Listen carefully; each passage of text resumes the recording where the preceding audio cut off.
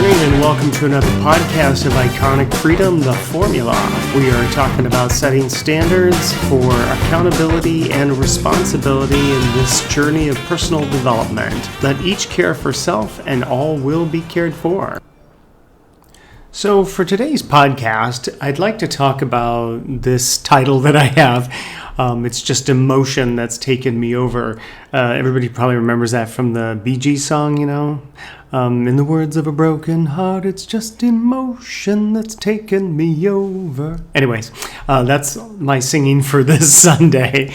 But the reason why I wanted to talk about it is because this aspect of emotion and what is emotion, and we're watching a lot of people that virtue signal with emotion. And you see all these movies where, you know, it's like, oh, follow your heart and all this tomfoolery and, you know, everybody wanting to be in everybody else's emotions and people are outraged all the time and this is unbelievable and this is outrageous and, you know, all of the garbage that kind of goes with that through media and movies and even your friends. I mean, you know, people that are always living in their emotions. Okay, so let's start off with, so what are the emotions that we have? And I mean, there's a variety, right? I mean, people are sad, they're happy, they're angry, they're in fear, blah, blah. And all of that stuff means something, and you can read about all that stuff, right? I mean, the reality is that when a person is in their fear, or they're in their anger, or they're in their annoyance, and so much of that has to do with holding on to an outcome. And we talked a little bit about that in the past, that letting go of an outcome is probably one of your strongest skill sets that you could develop for yourself. Because when you let go of an outcome, you stop trying to manipulate and cajole yourself, your own delusions, your own desires. You stop trying to do that with other people. You just allow things to unfold. You allow life to unfold, which is so amazing. But if you're stuck in your head that, hey, this is the way it's got to go, this is the way it's got to be, then you kind of miss all of the other fun stuff that's going on, to be honest. So when we start talking about emotion, if I was a parent, I would be teaching my child that your emotions are nothing but indicators to you. Your body starts to have a little bit of a response. It has maybe a little sadness, or you can feel some nervousness. Maybe your heart starts beating very fast, or all of a sudden you have like a sense of fear almost. But those are only little indicators for your body sending you a message to say, hey, pay attention to this right now. I've mentioned this before on other podcasts, and I really like it because it's one of those things that I've carried with me for, more than 2 decades. Life will whisper in your ear. It will tap you on the shoulder. It will smack you across the face and knock you upside the head until you figure it out. Well, my thought is, why not make life efficient? And if I'm having an emotion, that is the reality. That is life tapping me on the shoulder saying, hey, pay attention to this. And it's amazing what our emotions will tell us. If we are sad or we are happy or all these other things, these are things that, we don't have those highs and lows. People that have those highs and lows usually have a lot of other problems and issues that are going on for them. But you don't. You have situations that you deal with. We've talked about that before. And your emotions are small little indicators of just, hey, pay attention to this. And that can be pay attention in a happy way, or that could be pay attention in a cautious way. And those are great indicators to you in order to help you move along in your world and not live in that. When people start living in their emotions where everything is emotional, and in their living in the emotion and everything being emotional, they are high, and they are low. People want to call it depression. They want to call it all these other things. Listen, to me, when I observe these things, and you can observe for yourself and see, but People are depressed because they're not living the life that they want to live. And they can't seem to figure out, how do I do that?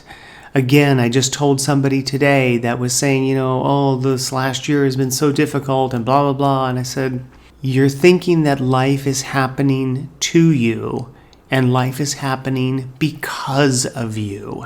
You made choices to place yourself in various situations for which you are now having to see the result. That's all it is. All life is doing is giving you information for you to kind of act on and decide. What do I want my standard to be? Talked about that last week. What's the standard that you want to have? For me, Greg, what is the standard that Greg wants to have? And then you move in that direction or you move away from that direction. We move towards something or we move away from it. And I've mentioned this, that, people will ask me, well, how do you know that that's what I'm doing? It's like, well, all of your choices. I'm sorry. Somebody says, I want to lose weight. Well, you don't do that by putting that much food in your mouth and not having any exercise and not moving your body. People will say, well, when I was a counselor, people would say something like, they wanted to stop drinking or whatever it was. They want to stop gambling. It's like, yeah, but that doesn't happen if you keep trying to delude yourself and negotiate with yourself. Well, one more day and then, I'll stop doing that. Or, I'll just do it today. And then from this point forward, it's like, that is a never-ending story. That is a never-ending story.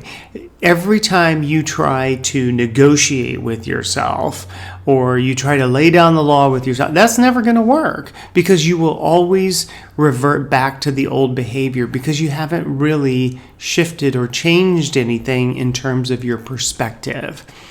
It's not about trying to discipline yourself.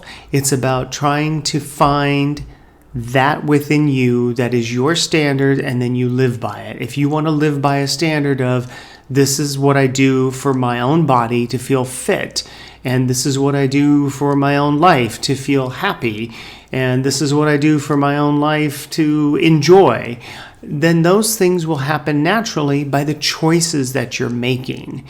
You're not going to get away from choice. You may think that you can, but you're not. And I said yesterday to some friends, don't forget that, don't confuse a difficult choice with no choice at all. You always have a choice. So living in your emotions is going to get you very mucked up and mired in all kinds of garbage. And then you start acting from those emotions. You start deciding from those emotions. And I guarantee you, every time you decide something from an emotion, it will never turn out the way you want it to be. You can see a lot of that going on right now. We're watching a lot of political parties behaving in these ways, and they are acting out of emotion. And you can see, if you look to see what's going on when they're making these decisions and they're kind of all over the place, you'll see that they've made these decisions out of emotion. And what happens when they do that? Every single time their emotions shoot sky high because they can't believe it. Oh, this is it. This is how we want it to be. And, finally, once and for all, they feel like they're going to have their due, their just rewards. And then slowly the bad news starts eking its way out and reality starts to present itself. And these people wind up with egg on their face. Relationships are the same thing. Listen, I used to be a relationship junkie. I would meet somebody and it felt like, wow, this is so cool. And you feel like you connect on different levels. But then what winds up happening is after a while, you start negotiating with yourself and you start rationalizing people's behavior. That's not so bad. Or, I could probably live with that. And so you start compromising. And I'll tell you, compromise is never a healthy thing. There is no compromise. There is what you want and what you do not want. The standard you set for yourself, if you don't want that, then you have to walk away. And you have to always be willing to walk away. Place yourself in a position where you can always walk away. But in my relationships, oh my gosh, I mean, I was in a relationship for, I think it was like 7 months or something. That was just, I mean, to be honest, I mean, in many ways, people look at it and they're like, what a horrible relationship.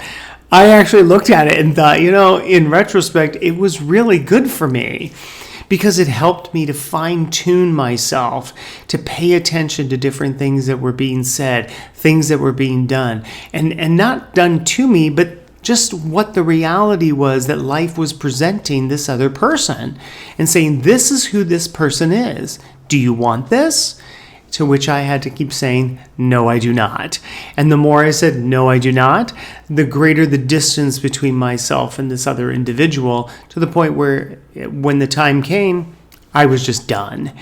And that's another part of this that I want to touch on is that saturation point. Because for myself, when I was in relationships, and even now, if I get to a point where I feel like I'm kind of drawn to something that I know is probably not good for me, then I will allow myself to be saturated by it. Not to a point where it would hurt myself, or that I would allow myself to go off go off the rails and go off in a weird direction. Not anything like that, but just to saturate myself with something until the organism of who I am gets it.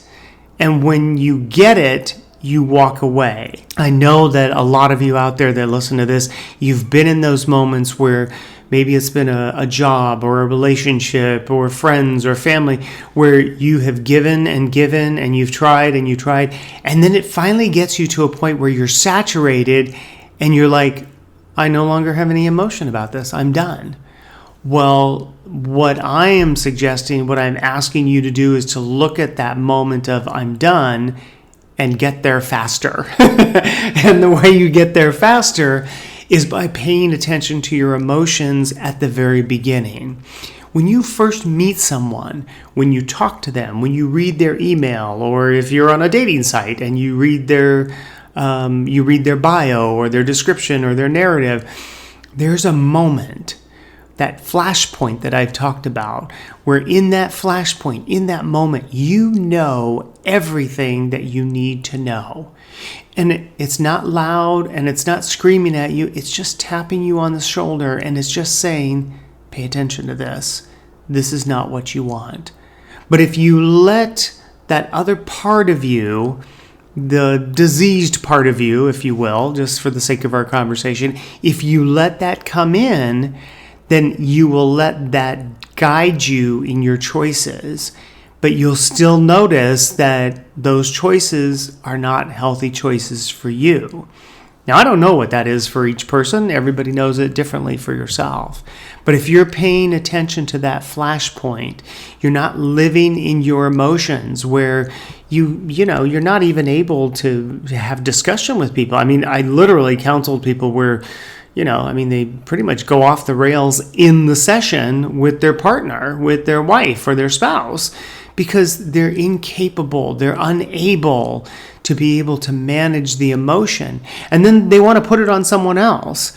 You remember all that garbage back, men are from Mars and women are from Venus, and, mirror back what I say to you. That is all hogwash. I will stand up in front of anybody and have that discussion and have that debate. That is a bunch of garbage. That is you giving people ammunition to hurt you. And I said that to some people at a conference one time. Why would you do that? Why would you give people ammunition to hurt you and to make you feel bad? Unless feeling bad makes you feel good, and that's what your self-interest is. So I want to encourage you to think about, am I living in my emotions? Am I having all these highs and all these lows? Do I have this roller coaster in my world? And just take note of it. It's not like you have to do anything right away, but just observe it for yourself. Just see where it takes you. And when you start to just notice it, then I'd like you to start to notice you noticing. Because when you notice that you're noticing, now you're becoming aware. And when you have awareness, that is the moment that you cross the threshold, and now you're not only observing, but you're making conscious choice to go in another direction.